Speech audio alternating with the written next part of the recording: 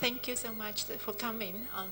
I just would like to share some about my ideas of the work and maybe a little bit about the whole process. But if you have any questions, just please ask because I don't know what should I speak otherwise. Okay, the idea of the sweeties began from 95 when I had a show in Italy at Turin.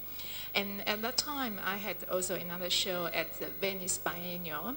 And at the Venice Biennial, I showed a work called The Libraries.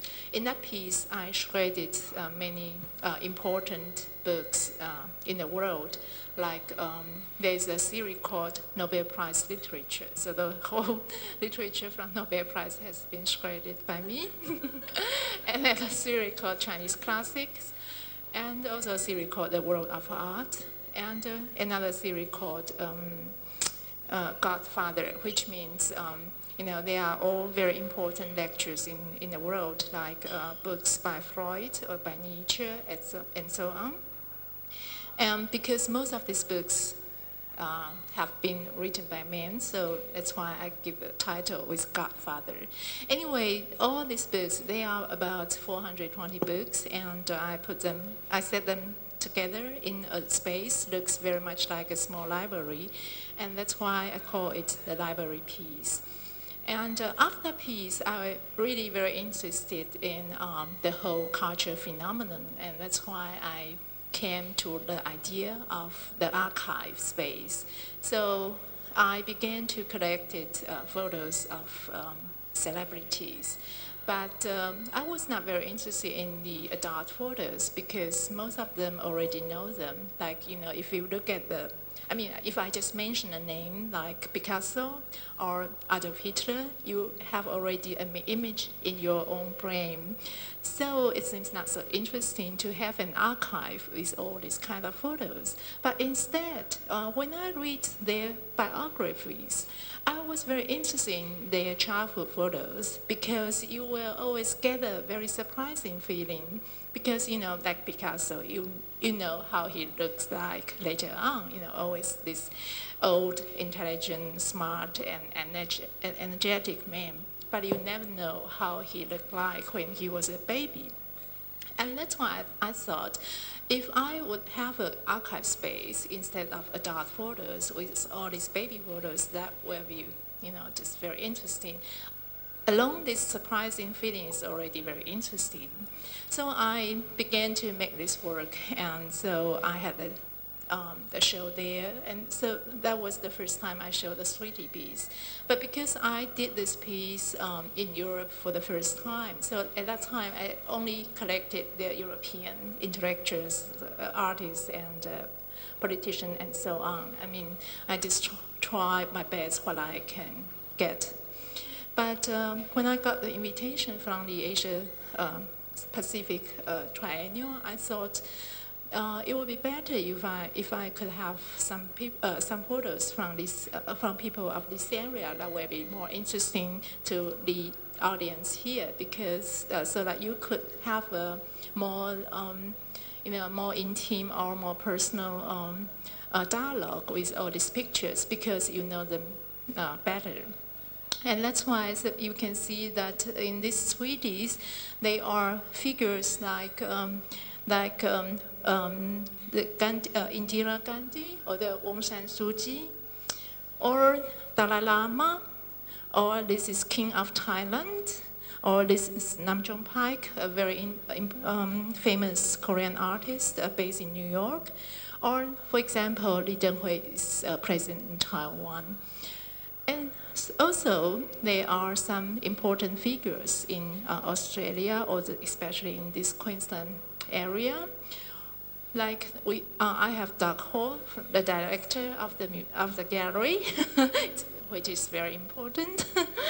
And I have Wayne Goss, is also the chair of the trustees in the gallery. And I also have got with them the former premier. And I also have John Sutherland, John Laws, who is quite controversial at the moment, and Barry Humphries, and so on. So, it means, if you have really no idea who Hitler is or was, or you don't know who is Brecht, Bertolt Brecht, it doesn't matter because there are some other figures. Maybe you can recognize them, and then you still can have some kind of dialogue with them. What is the dialogue? I think maybe everybody know what it is when you are looking at the pictures. The baby photos is really a kind of enigma, or it's a kind of secret for everybody, a mystery for everybody, because if you're just looking at your own pictures, your own baby photos, maybe it will give you a quite complex feeling, because you were looking back to all your life, what has happened before, and what has influenced you nowadays until now. And so, all this dialogue, very complex dialogue, can, last very long. And the same feeling you would have if you look at these pictures, because they are, most of them, maybe all very familiar to you. Like if you look at the picture of Einstein, you know what he has achieved. And if you look at his picture as a child, maybe you will think, oh, he's actually, as innocent or as, quite normal as everybody like us, it's not so special. And you will ask, what has happened that he became so great? Or if you look at the baby photos of Adolf Hitler, you will also ask the same question. What has happened to him that he became a terror, that he would kill so many people? All these questions you will ask again and again, and each by each while you are looking at different pictures. And this whole dialogue process for me is a kind of meditation or contemplation, which will inspire you to think of your own life, or to think of what is the profound things of our human beings. Or even you can make a wish for yourself, like, we have the same childhood, or we have the same beginning, but what has happened that these people could become so great or so bad? And this might be could give you a lesson in order that you can think, what should you do for the future that you can become great, or to prevent to become a kind of person whom you don't like to be. So I hope that each viewer would take time and sit there for a while and just to look at the picture each by each, one by one, and to go through all the dialogues with yourself and inside yourself. So that's my whole idea. I have studied German literature and language in Taiwan at the university.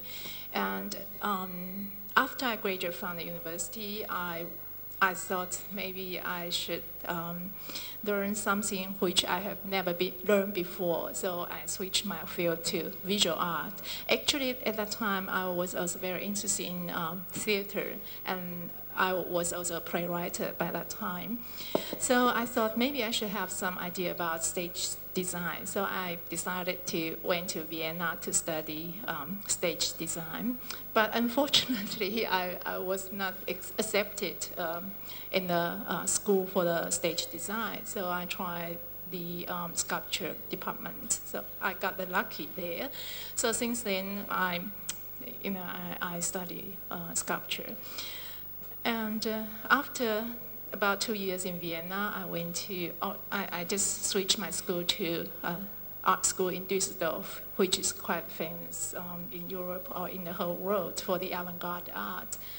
And I finished my study in '85, and since '85 I live in Taipei. So I do many things, like I teach on art, and also I write articles for magazines, newspaper on art, and I translate books from German into Chinese. Also all just on art, and that's it. At the moment, there are 3 versions of the treaties in the world. Before I came to Australia, I just had a show opened in Taipei Fine Arts Museum. That is a kind of small retrospective of my work in this series. The work there called The Treatise of Taipei Fine Arts Museum, in which I just collected the childhood photos of the staff of the museum. And I show all their photos with the trophies of museum and put them into a space which looks very much like an archive space. And this is the second version you are looking at. And the other version I'm working now is in Pittsburgh. The show will be opened on the 13th of October. And in that piece, actually the idea is always the same, also with the childhood photos of celebrities. But because the gallery there is in a Victorian house, so I transformed the whole space into a Victorian living room. And with all, the Victorian wallpaper, carpet, furniture, and, the whole setting just like a Victorian living room. And with all these photos, smaller than this, but with golden frames and so on. So that, when people come, they can take a seat and enjoy themselves. Maybe you have a cup of tea, read magazine or newspaper there, and look around. So it will be a very different one than this.